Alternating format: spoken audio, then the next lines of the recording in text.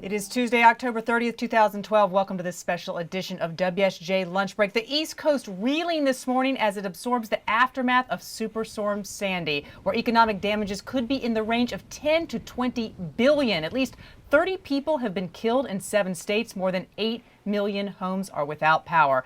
Thousands are stranded in Connecticut by rising water along the coastline, and in New York City, the wounds are particularly severe. In the borough of Queens, between 80 to 100 homes caught fire last night and were destroyed. Several hospitals have lost power and been evacuated.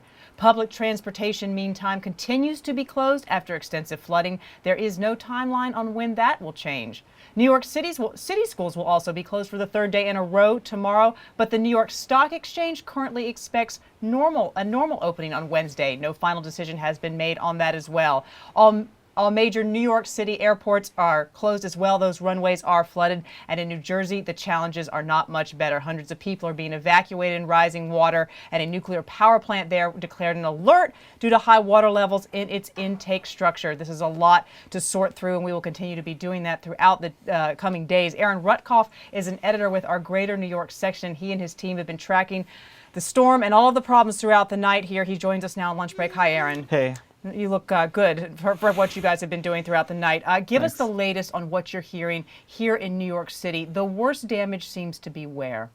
Well, the subway system and the mass transit system overall are going to be crippled for some time. The mayor just gave a press conference in which he gave a timetable of days at least, that some of the parts of the system at a minimum will be offline.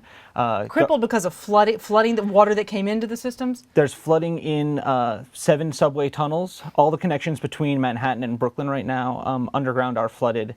There's also a lot of flooding inside of subway stations. We had Joe Loda, the chairman of the MTA, describing South Street Station having flooding all the way up to the roof of the station.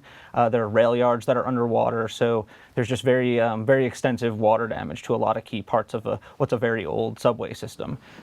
Governor Cuomo just spoke and said that as of 5 p.m. tonight, there will be limited bus service back in the city, but there's no timetable yet for when subways will return. Now we have 8 million homes without power. I mean, this is not limited to New York City. I mean, this has been up and down the East Coast from Pennsylvania, snow falling in West Virginia, people being pummeled in Connecticut, still being stranded. Let's talk about New Jersey a little bit. Chris Christie, the governor there, was just speaking earlier today about, again, some people are still stranded, I believe, in Atlantic City. They did not evacuate as he had asked them to. What else do you know about New Jersey? Well, the power outages there are the most severe, I think, of anywhere, certainly in the New York City region and possibly on the whole East Coast. The latest reports are that some 60% of the power customers in New Jersey, which is equal to about 2.5 million people, are without power today. And so that accounts for, probably the lion's share of all the power outages in our region right now. Connecticut also has very substantial power outages, and the governor has requested emergency help from the federal government. In New York City, I think something like 90% of Long Island's power customers are without power right now. Half of Manhattan is still dark, with the exception of the very tippy bottom of southern Manhattan.